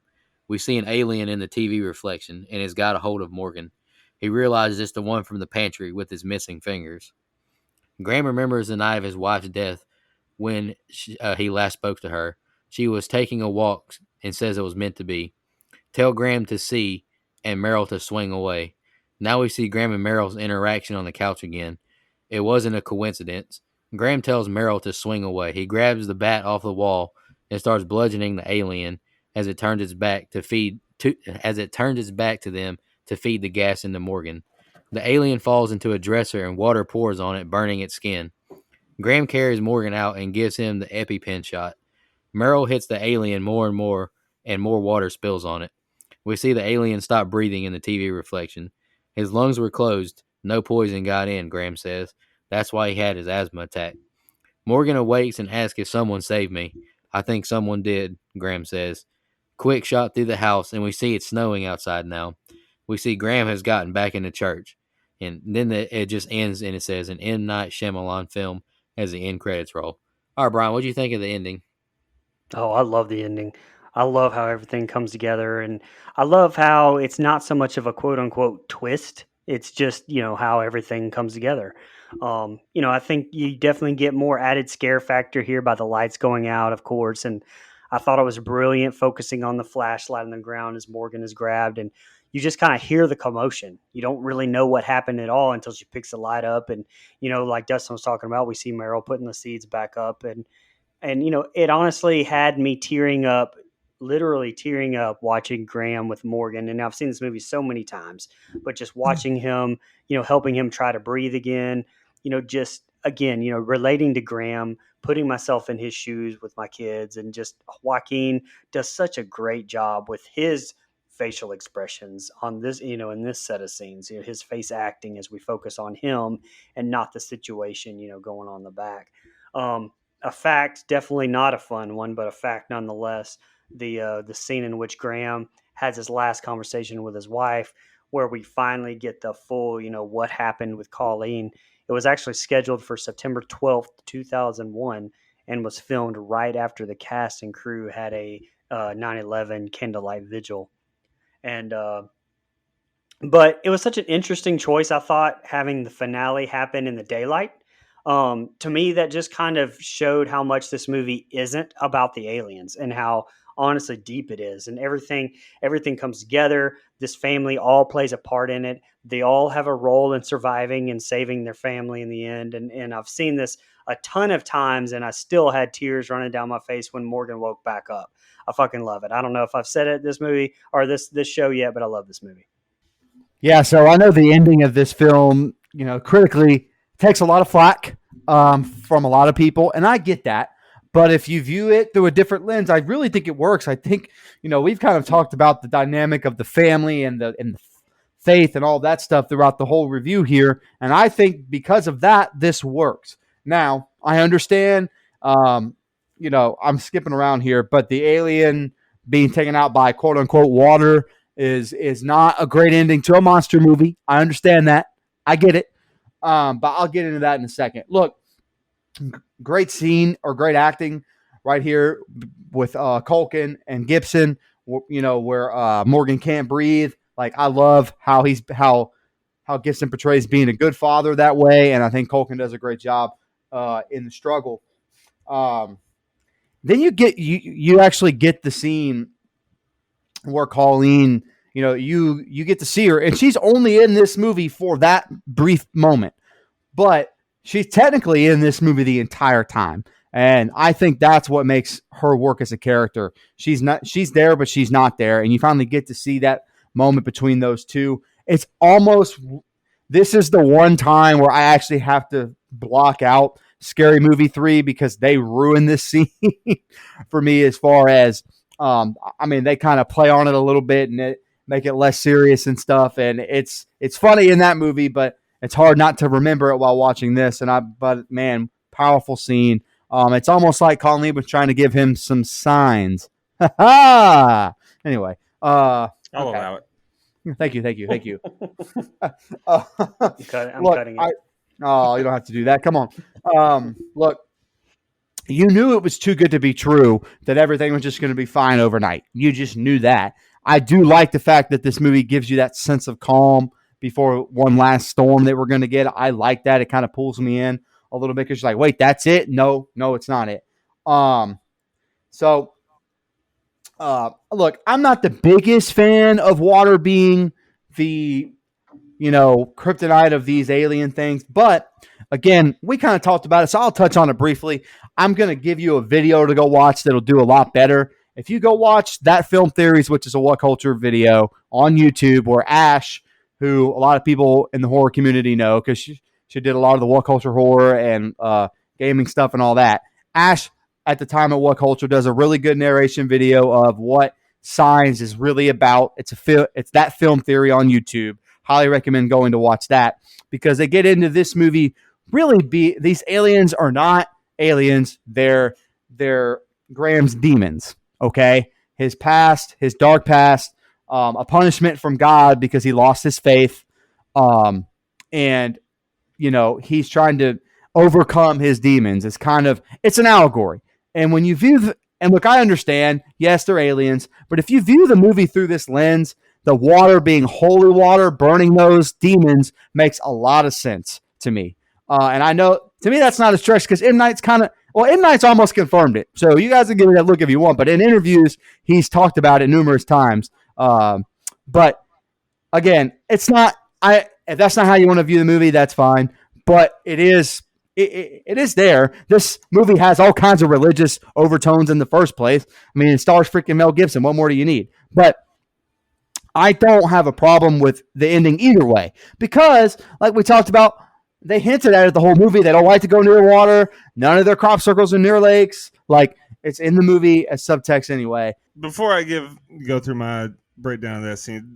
That theory would be more okay with me if it was only affecting him and his family. But the That's fact fair. that it's affecting the That's whole fair. world, and then Meryl even says a lot of people died. Like, Right. That's fair. that's the only reason I That, that's choose not to. understandable. Anyway, Well, and I think that the faith part is correct. I think that it is definitely about losing his faith and definitely. bringing it back. But I think that's the Yeah. focus of the movie. Yeah, I do too. The only part of that I don't really buy at all is it being the aliens representing demons. I Yeah. mean, to me, I just think that that's just the backdrop to what's really going That's on, fair. which is the Same. family dynamic. Same. Yeah, And that's M. fair. Night's even said in interviews before that this movie to him is particularly scary because he feels one of the scariest things a man can do is lose his faith. And Yeah. so I agree with that. I agree with what you said, Brian. So anyway, back to this set of scenes. I think that when they're in the basement, man, the flashlight, that's a great choice of a way to shoot this set of scenes because you really didn't know what, are they in the basement with them? Like, what's going on? You didn't know what the surroundings were. You couldn't tell what was on the edge of darkness. Graham talking to God, that was just really difficult to watch when Morgan is basically dead and he's having an asthma attack and he's dying. And that was just really tough to watch because he's telling God, you cannot do this to me. And like that shit's tough. Then, they get upstairs. You think, okay, everything's great. It's over with. Thank God we can be a family again. And then you get the revelation. I love how they revealed it. He's wheeling the TV out, and we get the reflection of the alien in the TV. And most of the shots we get of the alien in this final scene is from that perspective.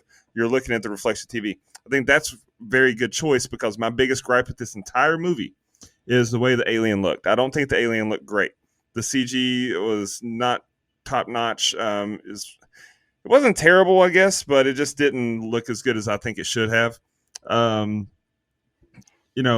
I do wish that I like how he has the flashback right then. He remembers, and it's like, holy shit! Everything she was telling me, uh, it's relevant, and so it is like she was having almost a glimpse in the future as to her word choice there. And I like how Meryl swing away.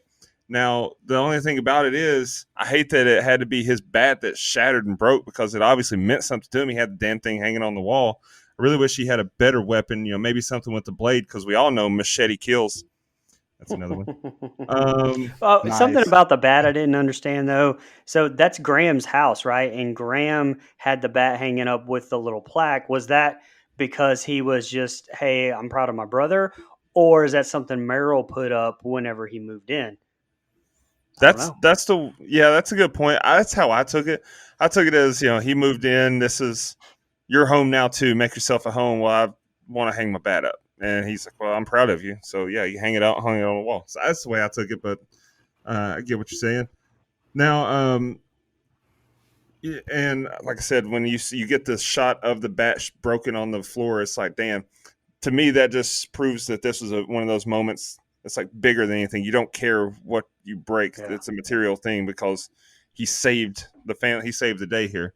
And then we get outside, and Morgan is laying there dying in his dad's arms, and that's another powerful scene because in that scene you see Graham kind of regain his faith.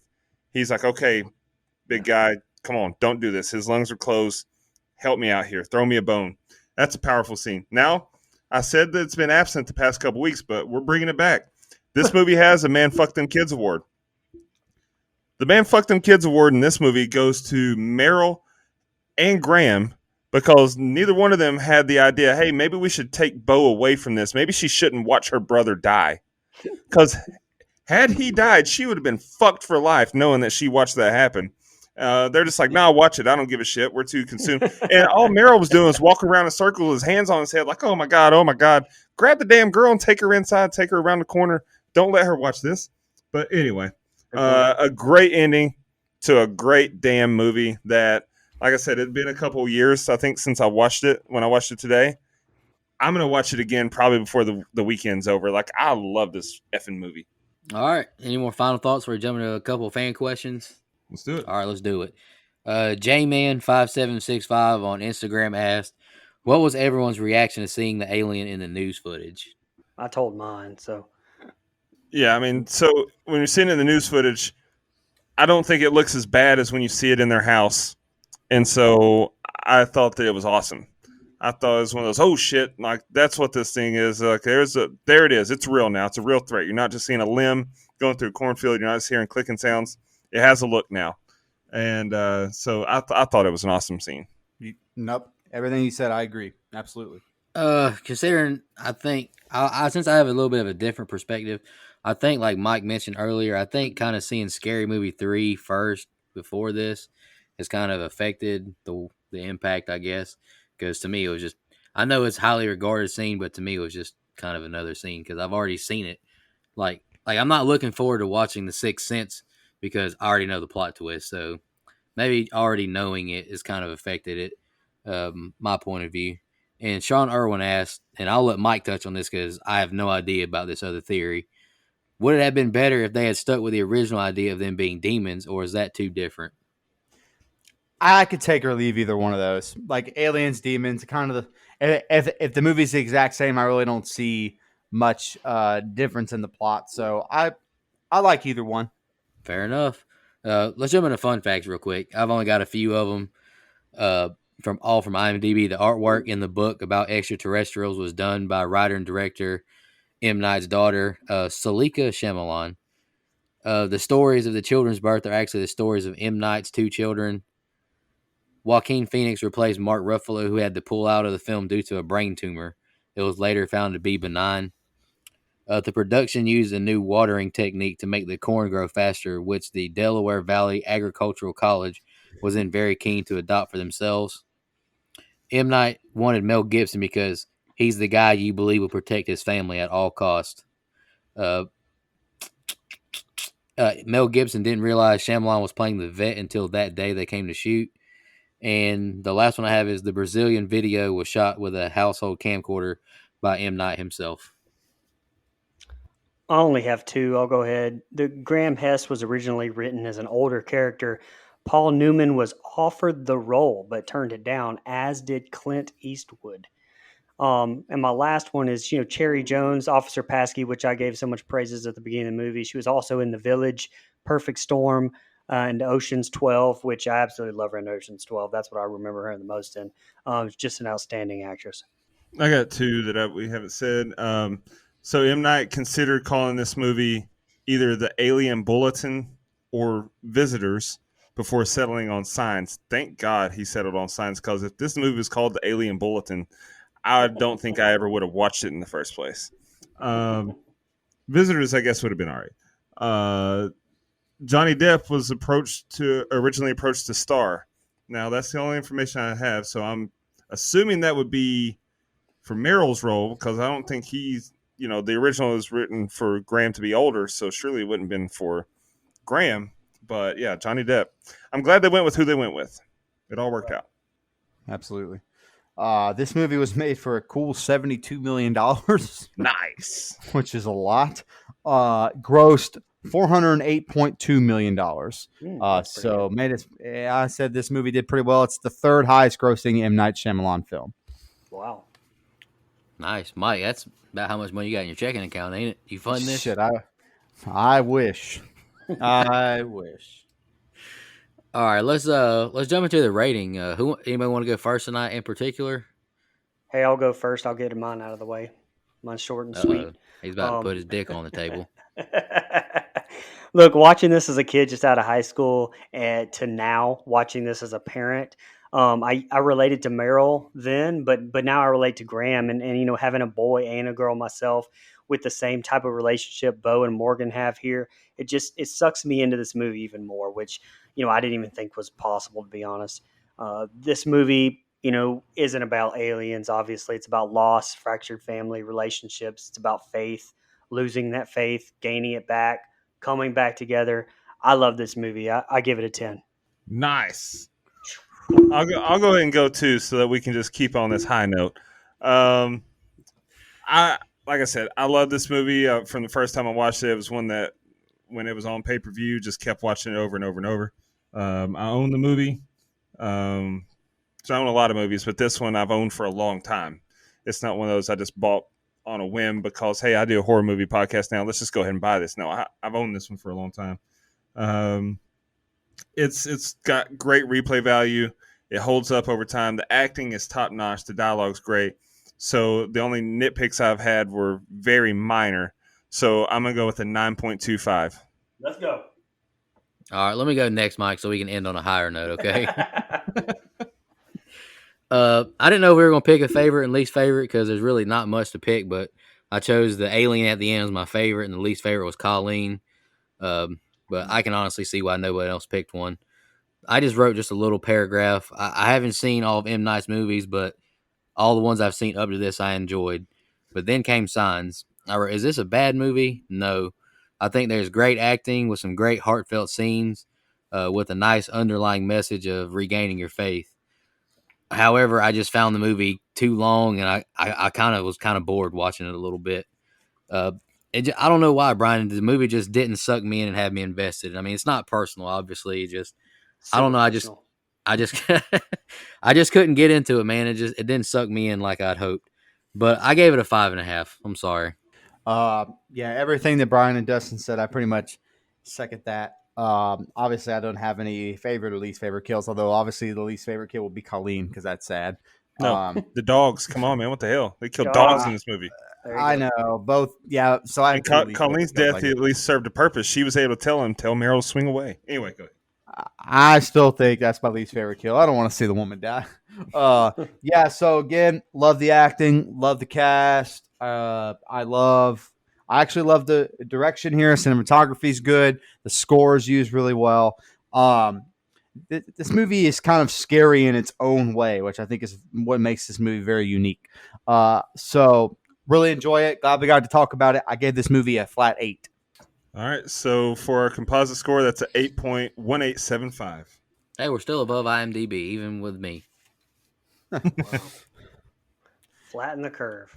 Yeah, this movie has a lot of naysayers against it. That's for sure. Yeah, they're all wrong. You know what's crazy though is Nico said that he thought the movie was too long. When he said that, I looked it up. Until just now, I had no idea this movie was an hour and 46 minutes. Like, I really don't feel the runtime at all when I watch this. I agree. And Hey, so to each their own. I'm not, you like the Babadook, I don't. So we don't always agree. It ain't all sunshine and rainbows. Hey, Dustin, the funny thing is I said that movie's too long, and Brian's going to kill my movie in 2 weeks about it's too long. Yep. He's going to rip that to pieces. That's because it is. Let's any more final thoughts on Signs? Nope. I mean, I can honestly see why people like it. I don't know, just something just didn't connect, and it's not personal, Brian. I love you, brother. Let's just give a quick shout out to our new Patreon blood donors. Camp Level is my Clayton J, who asked us a question, and Nina. If you follow up on your email, I'll give you a full name shout out, but all we have is Nina right now. And Camp Counselor is my man Hunter Nelson. Really appreciate the new Patreons. We really appreciate that. Mike, you want to announce your pick? Yeah, so it feels good to get to pick something again, though. Even though we love you guys, it was kind of fun to go back and pick a movie that I've been wanting to review for quite a while after a rewatch here recently. How I decided on 1 Hour Photo with Robin Williams in a serious role, which sometimes is some of his best work when you think of Good Will Hunting and other movies like that. This is a very different movie from him, and I'm excited to talk about it. Yep, it's a really good movie. Anything else we need to shout out? Everybody knows that Robin Williams' best movie was License to Wed, though, with John Krasinski and Mandy Moore. No, it's not. Hook. No, it's not. Ooh, Hook's a good one. Hook is fine, yes. Flubber. No. Well, if we have any listeners left, thank you. Yeah, if anyone wants to make a tally of how many movie references Mike and I made tonight, you'll be my hero. Nobody is still listening right now. All I'm saying is, if there's aliens outside, don't go out there. Hey, that was a great plug. That one works. Best plug of the night. Thank you, all of our listeners. Really appreciate it. We just dropped a couple, recently, a Ellie Cornell interview. Really awesome. Still kind of processing. We got that one. Y'all check that out.